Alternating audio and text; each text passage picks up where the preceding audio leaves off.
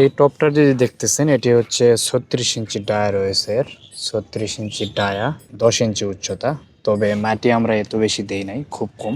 তো এখানে আমি দেখাবো যেটা মরিচের গাছ, বোম্বাই মরিচ। দেখেন এটাতে আমরা 3টা মরিচ গাছ লাগাইছি। এখানে একটা রয়েছে, এখানে একটা রয়েছে, এখানে একটা। এটাতে একটু সমস্যা হয়েছে, বাট এই দুইটা অনেক ভালো রয়েছে। আর সবচেয়ে এটাতে অনেক আরো ধরছিল, এগুলো উঠায় ফেলছে মরিচগুলো। তো এটাতে উঠানো হয়নি, এখনো রয়েছে। এটাতে দেখেন কি পরিমাণ মরিচ ধরছে। আমি যদি এইভাবে দেখাই, একটু প্রচুর মরিচ ধরছে। আপনার প্রয়োজনীয় ছাদ বাগানের পণ্য অথবা নদী ও পুকুরের পাড় ভাঙন রোধে geo textile geo bag order করতে আমাদের ওয়েবসাইট ভিজিট করুন। তো এইভাবে আপনারাও কিন্তু এরকম রাউন্ড বেডগুলাতে 3টি থেকে 4টি মরিচের গাছ বা ক্যাপসিকামের গাছগুলো লাগাইতে পারেন, অনেক সুন্দর হয়।